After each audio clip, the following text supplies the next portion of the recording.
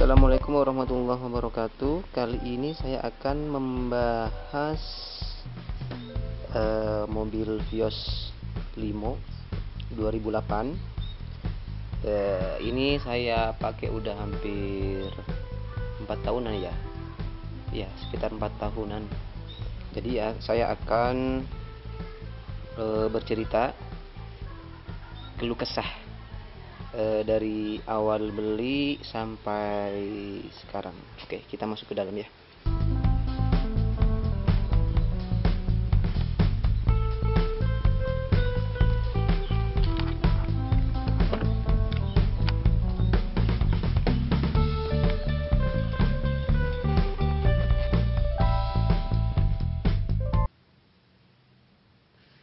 Oke teman-teman, kali ini saya sudah di dalam mobil. Ini Vios Limo tahun 2008. KM-nya sampai saat ini sudah 600 ribuan, menuju ke 700. Waktu itu saya beli pada tahun 2016 di Bandung, dan mobilnya sebenarnya ini mobil Jakarta. Saya lupa bekas mobil apa, nanti saya cari datanya. Bekas taksi apa kayak gitu, lupa saya. Kemudian sistemnya itu pas beli di Bandung saya DP dulu sama si penjual, kemudian unitnya didatangkan dari Jakarta, kemudian setelah itu mobilnya proses cat, kemudian ya semuanya ada proses cat, pasang jok baru, dapat head unit juga, ada central lock, kemudian power window, apalagi ya, itu aja sih. Nanti saya selebihnya saya kasih di deskripsi aja. Terus ceritanya bagaimana? Selama 4 tahunan memegang Vios Limo, sampai saat ini masih belum ada keinginan untuk saya jual. Untuk keluh kesahnya saya akan cerita dari awal pembelian ya. Jadi saat beli saya itu tidak tahu mesin mobil. Jadi jangankan tahu mesin mobil, karena waktu itu saya tidak bisa nyetir sama sekali. Saat 2016 itu, saat beli mobil ini, saya tidak bisa nyetir sama sekali. Saat unitnya datang ke Bandung, kemudian si penjual itu menghubungi saya, kemudian saya suruh cek mobilnya. Saya cek mobilnya, saya datang ke sana, saya minta tolong dia nyetirin karena saya waktu itu emang nggak bisa nyetir. Kemudian saya percayakan sepenuhnya sama si penjual itu, termasuk mesinnya dan segala macamnya. Ternyata oke, katanya. Oh ya udah, saya deal. Kemudian prosesnya itu sekitar 20 harian, proses cat dan surat-surat. Akhirnya ini mobil ini dimutasi ke Jogja, di atas namakan istri saya. Sekalipun sebenarnya waktu itu saya mobilnya dipakai di Bandung kayak gitu.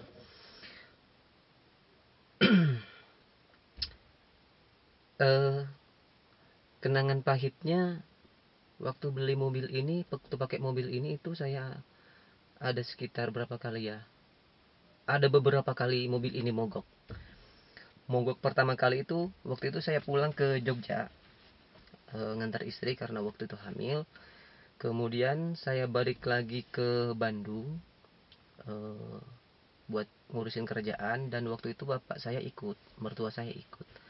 Dan saat itu nyampe dari Jogja, perjalanan Jogja sampai ke Bandung itu mogok di Nagrek. Sebenarnya sebelum mogok itu kondisi mobil sudah nggak nyaman sejak di Cilacap, sejak di Kebumen. Jadi mau masuk ke Cilacap itu udah nggak nyaman, kayak tenaganya nggak ada kayak gitu, digas nggak ada. Sampai saat sana, sampai di Nagrek, itu saya tetap paksain mobil ini jalan, tapi sekalipun ya nggak kuat, jadi nggak bertenaga kayak gitu. Akhirnya dicek di sana, dibetulin di Nagrek, pompa bensinnya katanya. Setelah diganti pompa bensin ternyata masih enggak juga. Dan ternyata masalah yang paling utama dari masalah mogok itu adalah karena pipa bensinnya itu bocor.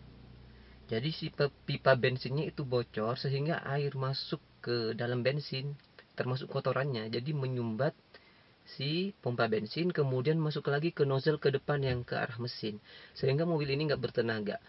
Akhirnya singkat cerita saya bawa ke Bandung dengan mobil yang kayak nggak jalan sebenarnya, tapi tak paksa sampai Bandung. Saya bawa lagi ke bengkel, ternyata di sana itu dibongkar semua. Mulai dari pompa bensinnya nggak dibongkar karena pompa bensinnya masih baru, jadi baru diganti di Nagrek itu. Pas nyampe Bandung dibongkar, mesinnya hampir separuh itu turun, dibersihin karena overheat. eh, Pas dicek nozzle-nya ternyata juga mati, empat-empatnya. Jadi udah lemah lah, bukan mati tapi lemah kayak gitu. Karena masalahnya ya lumpur yang ada di tangki bensin di belakang itu masuk ke depan dan menyumbat si nozzle depan di mesin itu, sehingga pembakarannya nggak bagus dan menyebabkan mesinnya panas.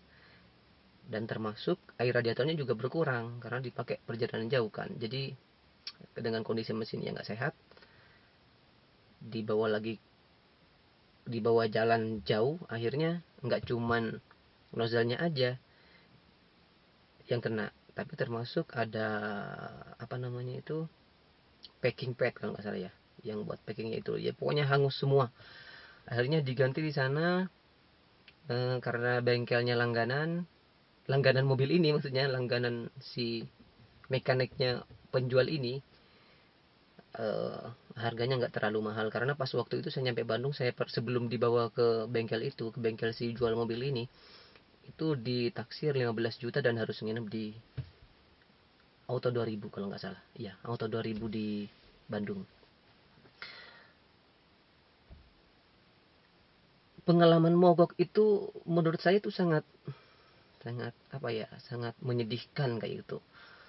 Berhubung ini sama mertua, dan pertama kali juga mertua ikut saya di mobil ini kayak gitu. Jadi saya agak gimana ya, nggak enak sebenarnya, nggak enak hati kayak gitu. Tapi ya tetap saya nikmati sih prosesnya. Terus eh nyampe di Bandung udah bener, dan ternyata saat di Bandung itu udah bener, udah nggak mogok lagi. Saya bawa jalan, nggak mogok lagi sampai saya bawa ke ini, ke Kertajati yang bandara saat ini itu loh. Tapi waktu itu belum jadi, belum jadi ya. Jadi saat itu saya pernah bawa jalan-jalan ke sana karena bapak punya tanah di sana, dan aman, tidak ada masalah. Selang beberapa waktu lagi, ternyata mobil ini mogok-mogok lagi di jalan di seputaran Bandung. Jadi mogok-mogoknya itu ternyata setelah dicek itu ada soket yang longgar. Saya lupa nama soketnya, nanti saya akan cari, saya lupa. Itu soketnya posisinya itu dekat di mesin, sebelah kanan di bawah, dekat ban, dekat roda. Ternyata itunya longgar. Oke, nggak ada masalah. Nah setelah itu saya pulang lagi ke Jogja, kemudian saya ke Madura. Ternyata nyampe di Madura itu mogok lagi. Saya berangkat dari Jogja terus ke Madura, nyampe di Sampang, saya tujuannya Sumeneb, nyampe di Sampang mogok lagi. Ternyata pompa bensinnya yang bermasalah. Kenapa pompa bensinnya masih bermasalah? Karena masih ada kotoran yang mengendap di sana. Sekalipun sebenarnya sudah dibersihin waktu di Bandung tangki bensinnya, tapi karena ada sisa bensin yang di selangnya, di selang yang dari tangki menuju ke mesin itu, ternyata masih ada sisa-sisa kotoran. Sehingga kotorannya kemungkinan besar masuk lagi kayak gitu ke pompa bensinnya. Mogok lagi. Setelah mogok lagi, karena saya sudah agak tahu ya, maksudnya sudah tahu, paham di mana masalahnya kayak gitu pompa bensinnya, akhirnya saya beliin pompa bensin, dan alhamdulillah nggak mogok, bisa dibawa pulang lagi ke Jogja aman. Nyampe Jogja ternyata mogok lagi, dari pulang dari Jogja ke Madura, terus mau pulang lagi ke Jogja, mogok lagi. Tapi setelah beberapa waktu ya, jadi setelah beberapa waktu saya di Jogja, mogoknya itu ya tetap sama masalahnya di pompa bensin. Ya mungkin karena pompa bensinnya itu saya belinya yang nggak terlalu bagus juga sih, masih KW gitu loh. Karena kalau yang asli itu saya tanya itu sekitar 2 jutaan. Nah, ini saya beli sekitar 400 ribuan. Eh, Beli 400 ribuan, kemudian saya pasang lagi dan alhamdulillah sampai sekarang nggak mogok-mogok lagi. Sempat mau ke Madura lagi saya, akhirnya saya beli cadangan karena udah tahu masalahnya di situ. Saya beli cadangan sampai sekarang masih ada dan nggak dipakai si pompa bensinnya. Itu cerita pahitnya sih. Jadi sebenarnya masalah utama di mobil ini itu, eh, paling utama itu ya, kendala yang paling utama bagi saya itu ya masalah mogoknya itu yang disebabkan oleh tangki bocor. Ya, bukan tangki bocor, maksudnya pipa bocor, yang disebabkan oleh pipa bocor. Karena waktu itu saya mungkin emang kurang kurang teliti, emang kurang teliti buat ngeceknya kayak gitu. Saya karena waktu itu belinya sama-sama istri, istri juga nggak tahu apa-apa soal mobil, nggak ngajak siapa-siapa, karena tadinya emang buat kejutan, buat saudara di sini biar pada nggak tahu. Kemudian asal yang pertama, yang kedua, pas waktu itu saya belum punya teman kenalan yang bisa diajak buat ngecek mobil juga di Bandung. Ya, itu sih menurut saya keluhannya. Kemudian kalau untuk senangnya sih, sampai saat ini mobil ini belum ada masalah lagi ya, kecuali itu. Ada sih, tapi yang maksudnya masalah yang lumrah kayak gitu terjadi di mobil-mobil lain, juga terjadi di mobil bekas khususnya. Kayak saya pernah ganti kaki-kaki, saya beresin semua. Kemudian karena kaki-kakinya kurang enak, kemudian saya pernah ganti lahar, lahar belakang yang ada ABS-nya itu. Eh, karena kalau ini kan ada ABS-nya, jadi saya ganti laharnya itu karena ABS-nya mati sebenarnya. Saya ganti ABS-nya karena ABS-nya mati. Kemudian saya ganti apa lagi ya? Kalau yang peralatan, maksudnya yang bukan buat variasi, yang urgen, yang urgen banget itu nggak ada yang diganti lagi sebenarnya. Di mesin juga nggak ada sih, paling ganti busi doang sama tune up aja. Enaknya mobil ini, irit, tangguh juga, tenaganya juga sangat enak sekali. Ini juga udah bolak-balik Jogja Bandung, Jogja Madura, ya alhamdulillah nggak ada masalah sih. Selain yang masalah yang tadi gitu, maksudnya saya udah setelah mogok yang terakhir itu, saya bawa ke Madura, saya bawa ke Madura udah 2 kali. Jadi udah dibawa ke Madura 2 kali, ke Bandung 2 kali, dari terakhir mogok di Madura itu. Jadi jadi sekarang tuh artinya mobil ini udah nggak pernah mogok lagi, setelah terakhir itu. Udah dibawa ke Madura 2 kali, ke Bandung 2 kali juga. Ya, enak sih. Jadi pada dasarnya di video ini, teman-teman kalau mau beli mobil, khususnya limo ya, X taksi itu harus benar-benar teliti, harus benar-benar teliti. Ya nggak semua mobil bekas sih sebenarnya, tapi ini lebih khusus lagi, mobil limo itu harus benar-benar teliti. Karena perawatannya itu beda, nggak kayak orang ngerawat mobil sendiri kayak gitu. Menurut saya itu memang beda sih sebenarnya, kecuali misalnya kayak Bluebird ya, karena emang mereka tuh, emang perawatannya lebih bagus dibanding perusahaan taksi yang lainnya. Tapi menurut saya itu masih lebih bagus rawatan orang pribadi kayak gitu. Jadi menurut saya ya di situ poinnya. Kalau teman-teman kalau pengen beli mobil harus benar-benar teliti, harus dicek keseluruhan, kalau perlu harus diangkat semuanya, pokoknya harus dicek semua, pastikan semuanya baik.